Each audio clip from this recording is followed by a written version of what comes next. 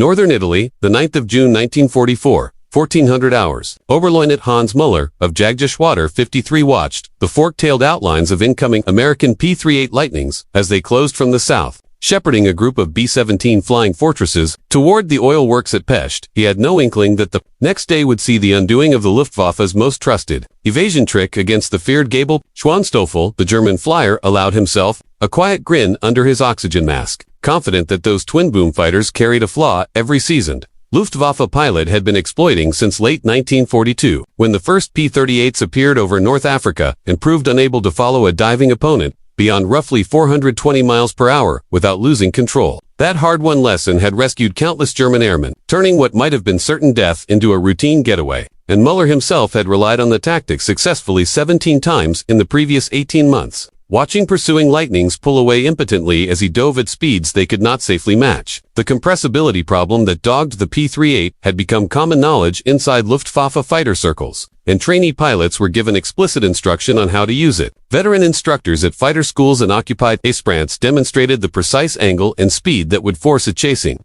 Lightning to break off or face catastrophic loss of control. Major Wilhelm Steinmann, who led the second group of JG-53, even penned a tactical pamphlet circulated through Italian units, detailing how the American twin-engine fighter would begin to experience violent tailshake at about 515 kilometers per hour, indicated airspeed, then succumb to an uncontrollable nose-down pitch that no amount of brute strength at the controls could arrest. That aerodynamic weakness gave the outnumbered Luftwaffe formations in Italy a morale edge that outweighed their actual fighting strength, since pilots knew they had a near-certain means of escape whenever a P-38 got on their tail. The Regia Aeronautica had confronted the same behavior when Lieutenant Colonel Angelo Tundi, its chief test pilot, flew a captured P-38G from Guidonia Airfield on 11 August 1943 in an attempt to intercept American bombers returning from Taney. Tundi had managed to approach a formation of B-24 Liberators by using the Lightning's unmistakable shape to avoid detection, but when he dove for a high-speed attack from 23,000 feet, the aircraft went out of control at about Mach 0.68, forcing him to abort and fight desperately to regain authority as the elevators locked and the nose slammed down. He later told German technical intelligence officers that the airplane was superb in level flight, but unmanageable in high-speed dives, a report that confirmed what Luftwaffe pilots had been saying for more than a year about the twin-boom fighter. Engineers at the Luft Test Center in Rechlin examined captured P-38 documents and determined that the twin-boom layout produced an acceleration of airflow between the central fuselage and the engine booms, bringing local flow to transonic speeds at relatively modest dive velocities and producing shockwaves over the wing's upper surface. Those shockwaves pushed the center of pressure rearward, generating an ever nose-down pitching moment that overwhelmed the elevator's authority and effectively locked the aircraft into a steepening dive until it either reached denser air at lower altitude or disintegrated under the strain of excessive speed. A German study finished in February 1944 by Dr. Friedrich Müller at the Deutsche Versuchsanstalt für concluded that AP-38 could not be dived safely past roughly Mach 0.65, a restriction that handed Messerschmitt Bf-109G and Focke-Wulf FW-190 pilots a decisive escape edge when they needed to break contact. Japanese naval aviators in the Solomon Islands stumbled on the same vulnerability during 1943 engagements. Lieutenant Commander Chigaru Fukudome of the 204th Kakutai reported to Combined Fleet HQ that Lightning pilots would habitually abandon pursuit when Japanese fighters executed steep dives from altitude. That dispatch was intercepted and decoded by American intelligence, but largely dismissed as propaganda, even though it correctly explained how Zero pilots used a split S in dives exceeding about 45 to force the heavier American fighters either to give up the chase or to enter the Lightning's hazardous compressibility regime. Admiral Isoroku Yamamoto reviewed those messages in April 1943, days before his ill-fated encounter with P-38's over Bougainville Land, observed that the Lightning's advantage at altitude evaporated against opponents willing to dive away. The aerodynamic flaw did more than decide isolated it shaped doctrine and planning across theaters. P-38 crews, based at Foa and Amendola in southern Italy, grew increasingly frustrated at their inability to follow German fighters that escaped by diving, and morale among the 15th Air Force's 3 Lightning groups declined. Captain James Austin of the 82nd Fighter Group recorded on the 15th of May 1944 that watching enemy planes vanish felt like fighting with one hand tied, while his squadron mate, Lieutenant William Capron, described the stomach-sick sensation when his P-38J began buffeting violently near 400 miles per hour during a pursuit dive. The hazard became so acute that some pilots refused to chase diving opponents at all. fearing not just the loss of the enemy, but a loss of control of their own airplane. By early June 1944, Luftwaffe crews were exploiting the condition to the fullest, treating encounters with lightnings as chances to drill inexperienced pilots in escape maneuvers rather than facing them as true combat threats. Feldwebel Kurt Beligan, later credited with 17 P-38 kills, recalled that attacking lightning formations almost felt like sport because Americans could not follow, permitting German pilots to make single strikes and peel away safely. That tactical edge showed up in attrition figures that worried U.S. commanders. The P-38 suffered the highest loss rates of any American fighter in the Mediterranean. Despite its heavy armament and theoretical performance benefits, Lockheed engineers in Burbank were painfully aware of the compressibility problem. Clarence Kelly Johnson wrestled with it from early 1941 after test pilot Major Sein Gilkey reported a terrifying loss of control in a high-speed dive from 30,000 feet. Johnson later admitted the issue consumed him. Since the twin-boom layout had produced an aerodynamic problem, uncommon to single-engine types, and solving it demanded new thinking on high-speed flow. The National Advisory Committee for Aeronautics at first balked at running PS-38 models in its high-speed tunnels for fear of damaging costly equipment, and only after direct pressure from General Hop Arnold were the necessary tests performed to nail down the phenomenon. By June 1944, more than 10,000 Lightnings had been built, but fewer than 200 had received the retrofit that would cure the dive problem, and those modified examples remained in the United States or were being fitted at distant modification centers. As a result, most combat P-38’s over Europe and the Mediterranean carried stern instructions, not to exceed about 420 miles per hour, indicated in dives a limit German intelligence. Uncovered and captured documents in signal intercepts, and that warning was literally painted on instrument panels across units in the 8th and 15th Air Forces as a constant reminder of the aircraft's potentially fatal weakness. June 10, 1944, would prove a watershed neither Oberleutnant Muller nor his Luftwaffe comrades expected, as 96 P-38Js from the 1st and 82nd Fighter Groups readied to depart southern Italy for a mission that would alter American fighter tactics. Several of those Lightnings had quietly been fitted with an experimental cure, small dive recovery flaps that deployed from the wing undersides to change pressure distribution and restore elevator authority at high dive speeds. The secret installations were carried out at a forward maintenance depot using kits cobbled from spare parts after an original shipment of 200 factory kits was lost when an RAF fighter accidentally shot down the Douglas CF-4, carrying them to England in March 1944 at JG-53's forward base in Wels, Austria. The June 10 morning briefing went ahead in routine fashion as Hauptmann Friedrich Ablaser told his pilots how they would intercept the expected American bomber stream bound for the Pesci refineries, reiterating that any P-38 escorts could be evaded using the standard diving escape that had served them so reliably for the previous 18 months. The German airmen, many of them battle-hardened veterans with dozens of sorties against us heavies and their escorts, listened with the easy confidence of crews who believed they had the Lightning figured out, unaware that a handful of P-38J-25 Lightnings in the approaching formation had been fitted with electrically driven dive recovery flaps that would append the rules of high-altitude fighting. Those small panels, mounted just outboard of the engine nacelles on the wing undersides, had been put through a battery of trials by Lockheed test pilot Tony Liv, who had shown their effectiveness during morale demonstration flights over P-38 bases in England and Italy. Even though many line pilots stayed skeptical, Kelly Johnson and his Lockheed team had produced a deceptively simple fix with profound consequences. The dive recovery flaps rotated down about 30 in roughly 1.5 seconds when actuated from a guarded cockpit switch, generating a local disturbance in the airflow that kept transonic shock formation from developing over the wing, and held the center of pressure where the elevators could still control the airplane. Unlike conventional dive brakes that merely add drag, these devices altered the wing's pressure distribution, so the elevator retained authority as the airplane approached roughly Mach 0.75. Well past the old operational ceiling near Mach 0.65. Lieutenant Colonel Jack Jenkins, who commanded the 1st Fighter Group's 48 Lightnings bound for Pest, personally supervised the retrofits on a dozen of his ships, working through the night with ground crews to fit the kits without official factory manuals. The work required precise placement along the wing cord, electric actuators tied into the primary electrical bus, and a guarded switch near the pilot's left hand. Jenkins test flew every converted aircraft himself, diving from 25,000 feet to confirm the flaps deployed correctly and that control authority returned at speeds that previously would have meant an unrecoverable plunge. At 9 o'clock, the German radar station at Najakaniza reported the inbound strike, tracking 96 P-38s and their bomber charges crossing the Adriatic toward the Romanian oil field. Their altitude and heading looked like another routine escort. Luftwaffe controllers cleared 3 Gruppen elements from JG-53, JG-77, and the Romanian Air Force's Group 6 Vanter II intercept, confident that they could make hit-and-run attacks against the bomber stream and shrug off any lightning pursuit. The German squadrons climbed to 28,000 feet and positioned themselves up, sunned, ready for the steep diving assaults they had used so effectively before. At 9:47, Muller led his flight of Bf-109 G6S in a textbook bounce on the trailing elements of the 82nd Fighter Group, dropping from about 2,000 feet above and achieving complete surprise as he opened fire on a P-38 flown by 2nd Lieutenant Harold Fischer. Fischer's Lightning erupted in flames and spun down toward the Danube Valley while Muller pushed his Messerschmitt into a 40 escape dive and shoved the throttle wide, certain any pursuing Lightning would be forced to break off within moments. What followed forced a rewrite of German expectations. Captain Robin Olds,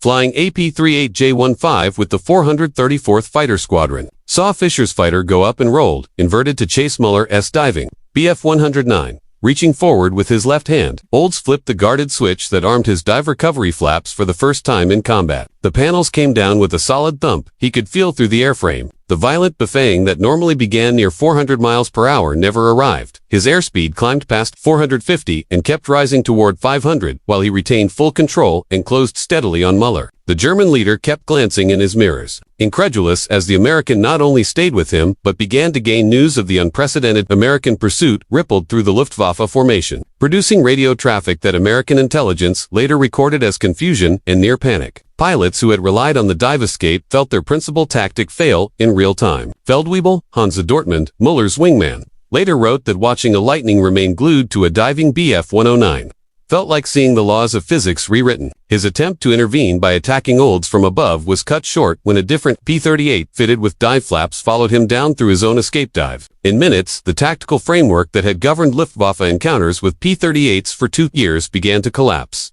Levier's earlier demonstration had foreshadowed the moment. When he arrived at the 20th Fighter Group base at King's Cliff, he had taken a specially modified P-38J-25 into a near-vertical plunge from 25,000 feet that should have produced catastrophic loss of control, ripped through transonic buffeting, or torn the airframe apart. Instead, the Lightning dove toward speeds near 600 miles per hour, pulled out cleanly at about 3,000 feet, and then flew a sequence of low-level, single-engine rolls to underline the aircraft's retained control. Ground crews who watched initially rushed up expecting wreckage, only to see Levier step out of the intact fighter, grinning, a spectacle that had impressed some skeptics but left others unconvinced. Until combat proved the concept, the Luftwaffe's technical intelligence staff did not fully grasp what had occurred. Overpeshed until several weeks later, when captured papers and prisoner interrogations confirmed the existence of dive recovery flaps and their dramatic effect on P-38 performance. General der Jagdflieger Adolf Galland, reading the first accounts from pilots who survived the June 10th battle, at first rejected the idea outright, convinced American engineers could not possibly have solved what German specialists believed to be a flaw inherent in the Lightning's twin-boom configuration. He insisted the reported speeds were only when filmed from a gun camera aboard a damaged Bf-109 that barely returned to base clearly showed AP-38 maintaining controlled pursuit at velocities once thought impossible. Did German commanders accept that? Their favorite escape tactic was gone. At Lockheed's Burbank plant, the retrofit effort had been pushed with industrial urgency through the spring of 19 as workers rushed to install flaps on existing P-38's while also integrating them into fresh production. Entire aircraft were rolled straight off the line onto open ramps to be modified. Because the assembly sequence itself could not be halted, this urgency stemmed from desperate field reports describing mounting American losses to German fighters that broke contact at will. Kelly Johnson personally directed non-stop crews fitting kits to P-38Js as they left the factory. By June, the last 210 P-38J-25 loss rolled out with the system as standard. Though the long 14-month delay meant thousands of earlier machines still carried the old restrictions. The arrival of dive flaps changed more than just the ability to follow enemy aircraft in dives. The Lightning's tactical role was reshaped. Pilots could now launch their own diving attacks from altitude, gaining immense speed advantages that made interception nearly impossible. Escort flights became far more secure, since P-38's could chase hostile fighters through any maneuver without fear of losing control. Major John Mitchell, who had led the strike that killed Admiral Yamamoto in 1943, later remarked that if his squadron had possessed the modification then, the intercept would have been conducted more aggressively, and no Japanese aircraft would have escaped. The June 10th engagement reverberated through German fighter headquarters across both the Mediterranean and continental Europe as returning pilots described the incredible sight of Lightnings holding controlled pursuit at more than 500 miles per hour, an experience that contradicted everything they had been taught about the American fighter's limits. Oberleutnant Hans Muller, who narrowly escaped Captain Robin Olds only by skimming treetops in a valley, filed a report portraying the Lightning as utterly transformed, able to match any maneuver without the slightest sign of instability. Initially dismissed by analysts as exaggeration or his report gained weight as similar accounts arrived from numerous others who faced modified P-38's over Romania. Japan's naval flyers would soon discover the same unpleasant truth. In October 1944, Lieutenant Commander Shimakawa of the 265th Kakuta fought P-38's over the Philippines and was stunned when a Lightning followed his A6M0 through a 70-degree dive from 18,000 feet, closing steadily despite conditions that should have rendered the American fighter uncontrollable. Shimakawa escaped only by pulling into a vertical climb, exploiting the Zero's superior agility at low speeds to reverse the fight. Though he admitted the Lightning pressed hard until fuel shortage forced it to disengage. The broader consequences, it became obvious during the vast battles over southern France in August 1944. On the 25th, P-38 J-25LOs from the 474th Fighter Group displayed their new capability by shooting down 21 FW-190s in a single action, hounding fleeing Germans through dives that just months earlier would have been considered certain suicide. Colonel Clinton Wassam of the 474th reported that the diver flaps completely restored his pilot's nerve, changing them from wary escorts into bold hunters who knew they could follow any foe through any maneuver. The psychological edge the Luftwaffe had enjoyed for 2 years evaporated almost overnight, leaving German airmen reluctant to engage P-38 formations because their once reliable escape technique no longer worked. Although the precise engineering fix remained a wartime secret, captured documents later showed that Luftwaffe technical teams had mounted extensive attempts to reverse engineer the system. Professor Willie Mested examined wrecked P-38 components and, in a technical note dated September 1944, praised the American remedy as ingeniously straightforward in its control of transonic flow. German analysts concluded the devices essentially formed a controlled aerodynamic barrier that prevented shock formation and kept the wing's lift distribution intact, a principle that German designers studied, but lacked the time and resources to apply to existing fighters. Lieutenant Colonel Angelo Tony's earlier experiments with the captured P-38G took on new weight in hindsight. His detailed reports about compressibility had helped German pilots refine escape techniques, which made the American cure all the more damaging to Luftwaffe morale. Tony survived the war and later flew P-38L machines with the post-war Italian Air Force, observing that the dive flaps turned the Lightning from a hazardous mount into a true high-performance fighter. He went so far as to suggest that many German airmen who had lived by dive escapes in 1943 might have been shot down if their opponents had already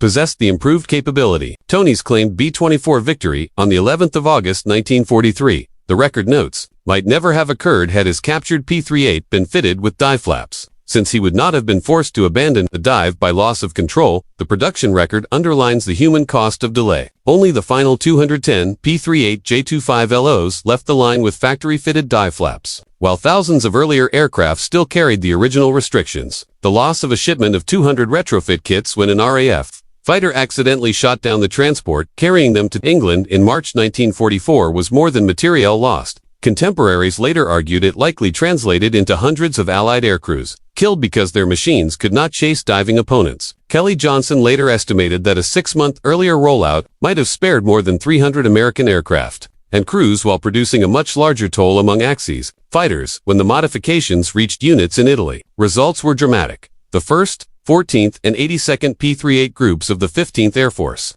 saw their combat effectiveness flip, with kill ratios moving from roughly 1-to-1 in early 1944 to nearly 4-to-1 by September as crews made use of unrestricted pursuit. Major Thomas Maguire, who rose to become one of the top-scoring aces in the Pacific, attributed at least 8 of his victories to dive flap-equipped machines, claiming the modification let him follow Zeros through extreme dives and turn encounters that had formerly favored the Japanese into decisive American advantages. His P-38L, with factory-installed flaps and uprated engines, could sustain controlled pursuit through virtually any evasive move, reshaping air combat in the Pacific. Beyond immediate tactics, the Allies exploited the psychological effect. Intelligence services seeded the story through prisoner-of-war channels and neutral intermediaries while slogans such as "Your dive won't save you anymore," alongside diagrams of P-38s in pursuit work, dropped over German airfields. The campaign accelerated reluctance among Luftwaffe units to confront Lightning formations and prompted some squadrons to seek transfers away from sectors where modified